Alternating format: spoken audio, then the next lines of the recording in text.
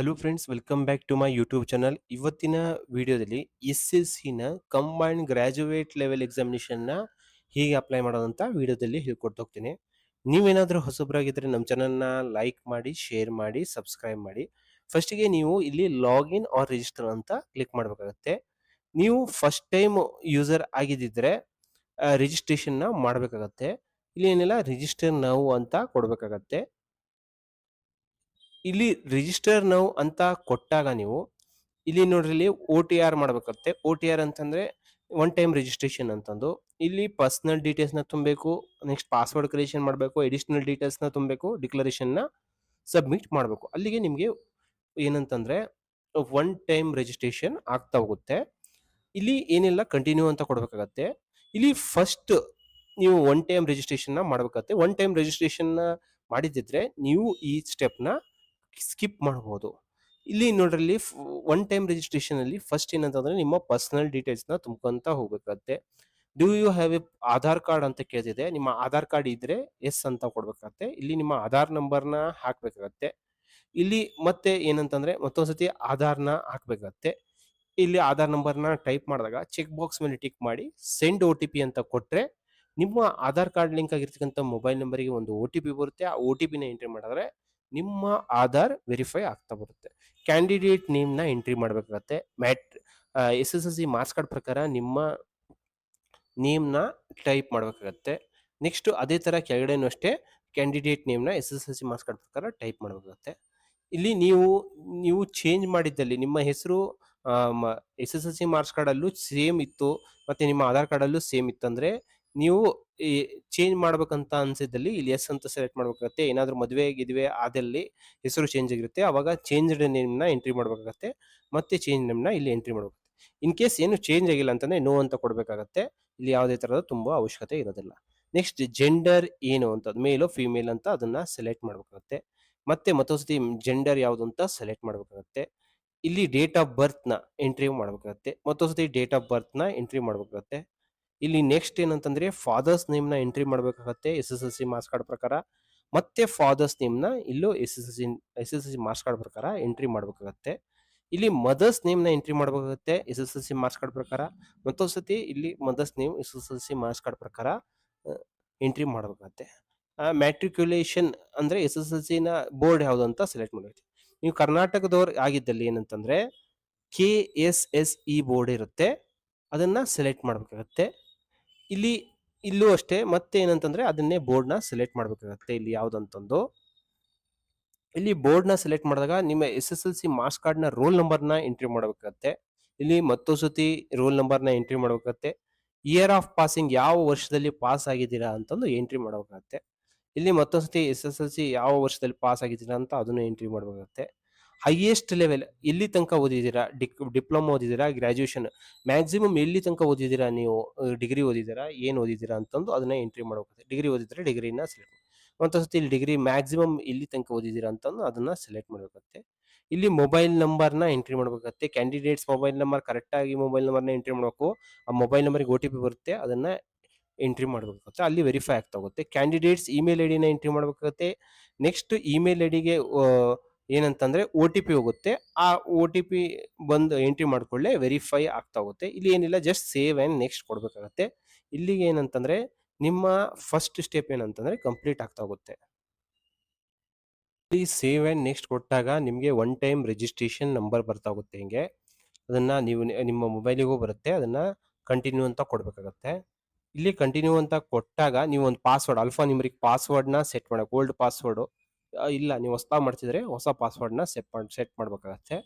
Next ಏನಿಲ್ಲ, ಇಲ್ಲಿ ಒಂದು ನಿಮಗೆ ಸೆಕ್ಯೂರಿಟಿ ಕ್ವಶನ್ಸ್ ಕೇಳ್ತಾ ಹೋಗುತ್ತೆ. ಏನಾದರೂ ಪಾಸ್ವರ್ಡ್ ಮರ್ತೋಗಿದ್ರೆ ರಿಟ್ರೈ ಮಾಡೋದಕ್ಕೆ ಒಂದು ಸೆಕ್ಯೂರಿಟಿ ಕ್ವಶನ್ನ ಸೆಲೆಕ್ಟ್ ಮಾಡಬೇಕು, ಆನ್ಸರ್ನ ಸೆಲೆಕ್ಟ್ ಮಾಡಬೇಕು.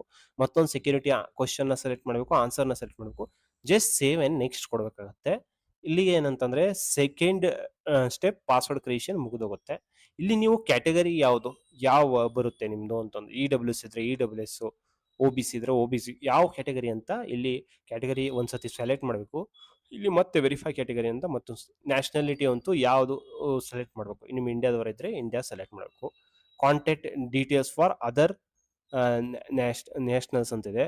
ನೀವೇನಾದರೂ ಬೇರೆ ಮೊಬೈಲ್ ನಂಬರ್ನ ನಿಮ್ಗೆ ಗೊತ್ತಿಲ್ಲ ಅಂತ ಇಲ್ಲಿ ಕಾಂಟ್ಯಾಕ್ಟ್ ಡೀಟೇಲ್ಸ್ ಫಾರ್ ಅದರ್ ನೇಷನಲ್ಸ್ ಅಂತಂದ್ರೆ ಇಂಡಿಯಾ ಬಿಟ್ಟು ಬೇರೆ ಕಂಟ್ರಿ ನೇಪಾಲ್ ಭೂತಾನ್ದವ್ರು ಇದ್ರೆ ಕಾಂಟ್ಯಾಕ್ಟ್ ಡೀಟೇಲ್ಸ್ನ ಎಂಟ್ರಿ ಮಾಡ್ಬೇಕತ್ತೆ.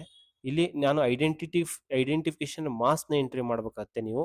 ಇಲ್ಲಿ ನೀವು ಯಾವ್ದಾದ್ರು ಒಂದು ಚಿಹ್ನೆನ ನಿಮ್ಮ ಮುಖದಲ್ಲೋ ಅಥವಾ ಎಲ್ಲಿ ಒಂದು ಚಿಹ್ನೆನ ಸೆಲೆಕ್ಟ್ ಮಾಡ್ಬೇಕಾಗತ್ತೆ. ಅದನ್ನ ಎಲ್ಲಿ ಒಂದು ನನ್ನ ಮೋಲಾನೆ ನೋಸ್ ಅಂತ ಒಂದು ಸೆಲೆಕ್ಟ್ ಮಾಡಿದ್ದೀನಿ. ನೀವು PWD ಕ್ಯಾಂಡಿಡೇಟ್ ಇದ್ರೆ ಎಸ್ ಅಂತ ಸೆಲೆಕ್ಟ್ ಮಾಡಬೇಕು, ಇಲ್ಲ ಅಂದ್ರೆ ನೋ ಅಂತ. ಎಸ್ ಅಂತ ಸೆಲೆಕ್ಟ್ ಮಾಡಿ ಡಿಸೇಬಿಲಿಟಿ ಯಾವುದು ಅಂತ ಸೆಲೆಕ್ಟ್ ಮಾಡಬೇಕಾಗತ್ತೆ. ಡಿಸೇಬಿಲಿಟಿ ಸರ್ಟಿಫಿಕೇಟ್ ನಂಬರ್ನ ಎಂಟ್ರಿ ಮಾಡೋಕ್ಕಾಗತ್ತೆ. ಇಲ್ಲಿ ಪರ್ಮನೆಂಟ್ ಅಡ್ರೆಸ್ನ ಒಂದು ಎಂಟ್ರಿ ಮಾಡಬೇಕಾಗತ್ತೆ. ಇಲ್ಲಿ ಪರ್ಮನೆಂಟ್ ಅಡ್ರೆಸ್ನ ಎಂಟ್ರಿ ಮಾಡಿದಾಗ ಒಂದು ಪ್ರೆಸೆಂಟ್ ಅಡ್ರೆಸ್ನ ಒಂದು ಎಂಟ್ರಿ ಮಾಡಬೇಕು. Permanent address present address same ಇತ್ತಂದ್ರೆ ಎಸ್ ಅಂತ ಕೊಟ್ಬಿಟ್ರೆ ಇಲ್ಲಿ ಎಲ್ಲ ಪರ್ಮನೆಂಟ್ ಅಡ್ರೆಸ್ ಅಲ್ಲಿ ಏನೇನು ತುಂಬಿರ್ತಿರಲ್ಲ ಅವೆಲ್ಲ ಪ್ರೆಸೆಂಟ್ ಅಡ್ರೆಸ್ ಫಿಚ್ ಅಪ್ ಆಗ್ತಾ ಹೋಗುತ್ತೆ. ಇಲ್ಲಿ ಸೇವ್ ಅಂಡ್ ನೆಕ್ಸ್ಟ್ ಕೊಡ್ಬೇಕಾಗುತ್ತೆ. ಇಲ್ಲಿ ಏನೇ ಲಾಸ್ಟ್ ಸ್ಟೆಪ್ ಅಲ್ಲಿ ಏನಂತಂದ್ರೆ ಡಿಕ್ಲರೇಷನ್ ಬರ್ತಾ ಹೋಗುತ್ತೆ. ಇಲ್ಲಿ ಪ್ರಿವ್ಯೂ OTR ಅಂತ ಕೊಟ್ರೆ ನಿಮ್ಮ OTR one time registration form correct ಆಗಿ ತುಂಬಿದಿರಲ್ಲ ಅಂತ ನೋಡ್ಕೋಬೇಕಾಗತ್ತೆ. ಎಲ್ಲ ಕರೆಕ್ಟ್ ಇತ್ತಂದ್ರೆ ಚೆಕ್ ಬಾಕ್ಸ್ ಮೇಲೆ ಟಿಕ್ ಮಾಡಿ ಡಿಕ್ಲೇರ್ ಅಂತ ಕೊಟ್ಬಿಟ್ರೆ ಇಲ್ಲಿಗೆ ಏನಂತಂದ್ರೆ ನಿಮ್ಮ ರಿಜಿಸ್ಟ್ರೇಷನ್ ಪ್ರೊಸೆಸ್ ಕಂಪ್ಲೀಟ್ ಆಗ್ತಾ ಹೋಗುತ್ತೆ. SSC ಪೇಜಿಗೆ ಬಂದು ನೀವು ಇಲ್ಲಿ ಲಾಗಿನ್ ಆದ್ರೂ ಇಲ್ಲಿ ಲಾಗಿನ್ ಮಾಡ್ಕೋಬಹುದು, ಇಲ್ಲ ಅಪ್ಲೈ ಅಂತ ಕ್ಲಿಕ್ ಮಾಡಿದ್ರೆ ಇಲ್ಲಿ ನೋಡ್ರಿ ಕಂಬೈನ್ ಗ್ರಾಜುಯೇಟ್ ಲೆವೆಲ್ ಎಕ್ಸಾಮಿನೇಷನ್ 2025 ಅಂತದೆ. ಇಲ್ಲಿ ಜಸ್ಟ್ ಏನಿಲ್ಲ ಅಪ್ಲೈ ಅಂತ ಕ್ಲಿಕ್ ಮಾಡಿದ್ರೆ ನಿಮ್ಮ ರಿಜಿಸ್ಟ್ರೇಷನ್ ನಂಬರ್ನ ಎಂಟ್ರಿ ಮಾಡಬೇಕು, ಪಾಸ್ವರ್ಡ್ನ ಯಾವ್ದು ಒಂದು ಸೆಟ್ ಮಾಡಿರ್ತಿಲ್ಲ ಅದನ್ನ, ಕ್ಯಾಪ್ಚಾನ ಹಾಕಿ ಲಾಗಿನ್ ಅಂತ ಕೊಡ್ಬೇಕಾಗತ್ತೆ. ಇಲ್ಲಿ ಲಾಗಿನ್ ಆದಾಗ ಈ ತರ ಬರ್ತಾ ಹೋಗುತ್ತೆ. ಇಲ್ಲಿ ಏನಂತಂದ್ರೆ ಪರ್ಸನಲ್ ಡೀಟೇಲ್ಸ್ನ ಎಲ್ಲ ನೀವು ಒನ್ ಟೈಮ್ ರಿಜಿಸ್ಟ್ರೇಷನ್ ಫಾರ್ಮ್ ಅಲ್ಲಿ ತುಂಬಿರ್ತೀರಾ, ಹಾಗಾಗಿ ಎಲ್ಲ ಅದು ಆಟೋಮೆಟಿಕ್ ಆಗಿ ಫೆಚ್ ಅಪ್ ಆಗುತ್ತೆ. ಕ್ಯಾಂಡಿಡೇಟ್ಸ್ ನೇಮ್ ಇರಲಿ, ಚೇಂಜ್ ನೇಮ್ ಇದ್ರೆ, ಫಾದರ್ಸ್ ನೇಮ್ ಇದ್ರೆ, mother's name, date of birth, age, gender, category ಯಾವುದು, ನೀವು PWD ಕ್ಯಾಂಡಿಡೇಟಾ, ಡಿಸೆಬಿಲಿಟಿ ಇದೆನಾ, ಸಿಟಿಸನ್ ಯಾವುದು, ಮತ್ತೆ ಬೇರೆ ಕಂಟ್ರಿ ಒಳಗಡೆ ಯಾವುದು ಅಂತಂದು, ಮತ್ತೆ ಐಡೆಂಟಿಫಿಕೇಶನ್ ಮಾರ್ಕ್ಸು ಎಲ್ಲ, ಪರ್ಮನೆಂಟ್ ಅಡ್ರೆಸ್ ಏನು, ಡಿಸ್ಟ್ರಿಕ್ಟ್ ಯಾವುದು, ಪಿನ್ ಕೋಡ್ ಯಾವುದು, ಸ್ಟೇಟ್, ಮೊಬೈಲ್ ನಂಬರ್ ಎಲ್ಲ ಫೆಚ್ ಅಪ್ ಆಗ್ತಾ ಹೋಗುತ್ತೆ. ಎಲ್ಲ ಆಟೋಮೆಟಿಕ್ ಆಗಿ ಬಂದ್ಬಿಡುತ್ತೆ. ಕರೆಕ್ಟ್ ಇತ್ತಂದ್ರೆ ನೆಕ್ಸ್ಟ್ ಕೊಡ್ಬೇಕಾಗುತ್ತೆ. ಇಲ್ಲಿ ನೆಕ್ಸ್ಟ್ ಕೊಟ್ರೆ ಏನಂತಂದ್ರೆ ನೀವು ಹೈಯೆಸ್ಟ್ ಲೆವೆಲ್ ಏನು ಓದಿದ್ದೀರಾ ಅಂತಂದು ಇಲ್ಲಿ ಸೆಲೆಕ್ಟ್ ಮಾಡಬೇಕಾಗುತ್ತೆ. ಇಲ್ಲಿ ಗ್ರಾಜುಯೇಷನ್ ಅಂತ ಸೆಲೆಕ್ಟ್ ಮಾಡಬೇಕಾಗುತ್ತೆ. ಕೆಲವೊಂದ್ಸತಿ ಬಂದ್ಬಿಡುತ್ತೆ, ಇಲ್ಲಾಂದ್ರೆ ನೀವು ಸೆಲೆಕ್ಟ್ ಮಾಡಬೇಕಾಗುತ್ತೆ. ಇಲ್ಲಿ ಯಾವ ಸ್ಟೇಟಸ್ ಪಾಸ್ ಆಗಿದಿರೋ ಇಲ್ಲ ಅಂತಂದು, ಪಾಸಿಂಗ್ ಇಯರ್ ಯಾವುದು ಅಂತಂದು ಅದನ್ನ ಎಂಟ್ರಿ ಮಾಡಬೇಕಾಗುತ್ತೆ ಗ್ರಾಜುಯೇಟ್ನ. ಇಲ್ಲಿ ಯಾವ ಯೂನಿವರ್ಸಿಟಿಯಲ್ಲಿ ಓದಿದ್ದೀರಾ ಅಂತಂದು ಅದನ್ನ ಸೆಲೆಕ್ಟ್ ಮಾಡಬೇಕಾಗುತ್ತೆ. ಯೂನಿವರ್ಸಿಟಿ ಇನ್ಸ್ಟಿಟ್ಯೂಟ್ನ ಈ ಯೂನಿವರ್ಸಿಟಿ ಯಾವ ಸ್ಟೇಟಲ್ಲಿ ಓದಿದ್ದೀರಾ ಅಂತ ಅದನ್ನ ಸ್ಟೇಟ್ ಸೆಲೆಕ್ಟ್ ಮಾಡಬೇಕಾಗುತ್ತೆ. ನೆಕ್ಸ್ಟ್ ಯೂನಿವರ್ಸಿಟಿನ ಸೆಲೆಕ್ಟ್ ಮಾಡಬೇಕಾಗುತ್ತೆ. ಈ ರೋಲ್ ನಂಬರ್ನ ಎಂಟ್ರಿ ಮಾಡಬೇಕಾಗುತ್ತೆ. ಇಲ್ಲಿ ನೋಡ್ರಿ ಇಲ್ಲಿ ನೋಡ್ರಿ candidates who do not have their percentage mentioned on marks sheet due to COVID-19 or 2000 can enter not applicable.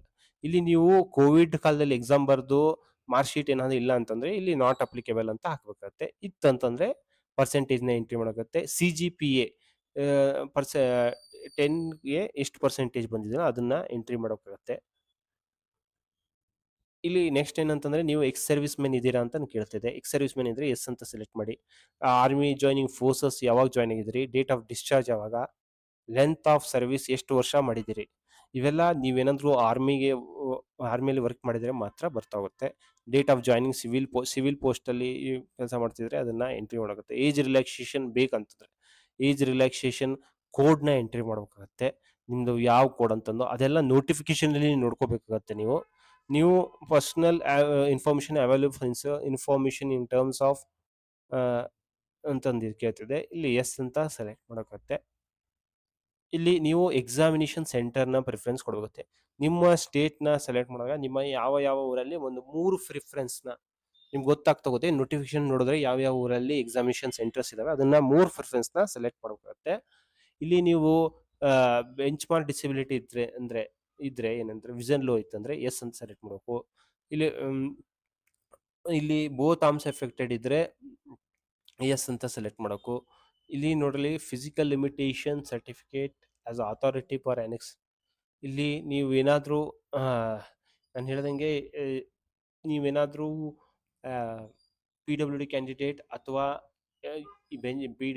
Bench mark disability ಇತ್ತಂದ್ರೆ ಅದನ್ನ ಇಲ್ಲಿ ಫಾರ್ಮ್ನ ಅಪ್ಲೋಡ್ ಮಾಡ್ಬೇಕಾಗುತ್ತೆ. ಇಲ್ಲಿ ನಿಮ್ಗೆ ಏನಾದರೂ ಹೆಲ್ಪ್ ಮಾಡೋದಕ್ಕೆ ಅಂದ್ರೆ ಎಕ್ಸಾಮ್ ಬರೆಯೋದಕ್ಕೆ ನಿಮ್ಗೆ ಬರೆಯಕ್ಕೆ ಬರೋದಿಲ್ಲ, ಸ್ಕ್ರೈಬ್ ಬೇಕಂತಂದ್ರೆ ಹೆಲ್ಪರ್ ಬೇಕಂತಂದ್ರೆ ಎಸ್ ಅಂತ ಸೆಲೆಕ್ಟ್ ಮಾಡಬೇಕು. ಇಲ್ಲಿ ನೀವೇ ಹೆಲ್ಪ್ ಸಬ್ಸ್ಕ್ರೈಬ್ನ ಅರೇಂಜ್ ಮಾಡ್ತೀರಾ ಅಂದ್ರೆ ಎಸ್ ಅಂತ ಸೆಲೆಕ್ಟ್ ಮಾಡಿ, ಇಲ್ಲಾಂದ್ರೆ ನೋ ಅಂತ ಸೆಲೆಕ್ಟ್ ಮಾಡಿ. ಇಲ್ಲಿ ನೀವು ಸ್ಕ್ರೈಬ್ನ ಅರೇಂಜ್ ಮಾಡಿದಾಗ ಯಾವ ಮೀಡಿಯಮಲ್ಲಿ ಎಕ್ಸಾಮ್ ಬರೆಯಕ್ಕೆ ಇದು ಮಾಡ್ತೀರಾ, ಇಂಗ್ಲೀಷ್ನಲ್ಲಿ ಅಂತಂದ್ರೆ ಇಂಗ್ಲೀಷ್ನ ಸೆಲೆಕ್ಟ್ ಮಾಡಿ. ಇಲ್ಲಿ ನೋಡ್ರಿ ನೀವು are you also applying for the post of junior statistical officer? ನೀವು ಜೂನಿಯರ್ ಸ್ಟ್ಯಾಟಿಸ್ಟಿಕಲ್ ಆಫೀಸರ್ನ ಅಪ್ಲೈ ಮಾಡ್ತಿದ್ರೆ ಅದನ್ನು ಎಸ್ ಅಂತ ಸೆಲೆಕ್ಟ್ ಮಾಡಿ, ಇಲ್ಲ ಅಂತಂದ್ರೆ ನೋ ಅಂತ ಸೆಲೆಕ್ಟ್ ಮಾಡಿ. Are you also applying for statistical investigator grade 2 ಅಂತ ಕೇಳ್ತಿದೆ. ಅಪ್ಲೈ ಮಾಡ್ತಿದ್ರೆ ಎಸ್ ಅಂತ ಸೆಲೆಕ್ಟ್ ಮಾಡಿ, ಇಲ್ಲ ಅಂತಂದ್ರೆ ನೋ ಅಂತ ಸೆಲೆಕ್ಟ್ ಮಾಡಿ. Just next save and next ಕೊಡ್ಕೊಂತ ಹೋಗಿ. ಇಲ್ಲಿ ನೋಡ್ರಿ ಈ ಸ್ಟೆಪ್ಪಲ್ಲಿ ಏನಂತಂದ್ರೆ, ನೀವು ಇಲ್ಲಿ ಕ್ಯೂ ಆರ್ ಸ್ಕ್ಯಾನ್ ಮಾಡಿದ್ರೆ ಇಲ್ಲಿ ನೋಡ್ರಿ ಮೊಬೈಲ್ ಅಪ್ಲಿಕೇಶನ್ ಮೈ ಎಸ್ ಎಸ್ ಸಿ ಅಂತ ಆ್ಯಪ್ ಡೌನ್ಲೋಡ್ ಮಾಡಿದ್ರೆ ಅಲ್ಲಿ ಅಪ್ಲಿಕೇಶನ್ ಹೋಗಿ ನಿಮ್ಮೆಲ್ಲ ಡೀಟೇಲ್ಸ್ನೆಲ್ಲ ಫೀಲ್ ಮಾಡಿ ಆಧಾರ್ ಅಥೆಂಟಿಕೇಶನ್ ವೆರಿಫಿಕೇಶನ್ ಕಂಪ್ಲೀಟ್ ಮಾಡಕತ್ತೆ. ಇಲ್ಲಿ ಕಂಪ್ಲೀಟ್ ಮಾಡಿದಾಗ ಆಟೋಮೆಟಿಕ್ ಆಗಿ ಫೋಟೋ ಅಪ್ಲೋಡ್ ಆಗ್ತಾ ಹೋಗುತ್ತೆ. ಇಲ್ಲಿ ಒಂದ್ಸತಿ ಏನಾಗುತ್ತೆ ಅಂತಂದ್ರೆ ರಿಫ್ರೆಶ್ ಆಗುತ್ತೆ. ಹಾಗಾಗಿ ನೀವು ಮತ್ತೊಂದ್ಸತಿ ನೆಕ್ಸ್ಟ್ ಕೊಡ್ಕೊಂತ ಹೋದ್ರೆ ನಿಮ್ಮ ಫೋಟೋ ಕರೆಕ್ಟಾಗಿ ಬಂದಿರುತ್ತೆ. ಇಲ್ಲಿ ಈ ಸಿಗ್ನೇಚರ್ನ ಇಲ್ಲಿ ನೋಡ್ರಿ ಫೋಟೋಗ್ರಾಫ್ ಯಾವ ತರ ತೆಗಿಬೇಕಂತಂದ್ರೆ ಲೈಟ್ ಕರೆಕ್ಟಾಗಿ ಕಾಣ್ತಕ್ಕಂಥ ಏರಿಯಾ, ಮತ್ತೆ ಇಲ್ಲಿ ನೋಡ್ರಿ ರೆಕ್ಟ್ಯಾಂಗ್ಯುಲರ್ ಏರಿಯಾದಲ್ಲಿ ಕರೆಕ್ಟಾಗಿ ಕವರ್ ಆಗಬೇಕು. ನೀವು ಯಾವುದೇ ಥರ ಕ್ಯಾಪ್ ಹಾಕಬಾರ್ದು, ಗ್ಲಾಸ್ ಹಾಕಬಾರ್ದು. ಫೋಟೋ ಕ್ಯಾಪ್ಚರ್ ಮಾಡಬೇಕಾದ್ರೆ ಯಾವುದೇ ಥರ ಇಯರ್ಫೋನ್ ಹಾಕೋಬಾರ್ದು. ಅದನ್ನ ಕರೆಕ್ಟಾಗಿ ತೆಗೆದು ಇಲ್ಲಿ ಏನಿಲ್ಲ, ಜಸ್ಟ್ ನೀವು ಅದನ್ನ ಆ್ಯಪ್ನ ಇನ್ಸ್ಟಾಲ್ ಮಾಡಿ ಹಿಂಗೆ ಮೊಬೈಲ್ ಇಟ್ಕೊಂಡ್ರೆ ಕ್ಯಾಪ್ಚರ್ ಲೈವ್ ಫೋಟೋ ಅಂತ ಕೊಟ್ಟರೆ ನಿಮ್ಮ ಫೋಟೋ ಏನಂತಂದರೆ ಕ್ಯಾಪ್ಚರ್ ಆಗ್ತಾ ಹೋಗುತ್ತೆ ಲೈವಲ್ಲಿ. ಇಲ್ಲಿ ಸಿಗ್ನೇಚರ್ನ 10 to 20 KB JPEG ಫಾರ್ಮೇಟಲ್ಲಿ ಇರಬೇಕು. 300 dpi ಇಲ್ಲಿ ಹೈಟ್ ಎಷ್ಟು ವಿಡ್ತ್ ಎಷ್ಟಿದೆ ಜಸ್ಟ್ ಕರೆಕ್ಟಾಗಿ ಸೇವ್ ಮಾಡಿ.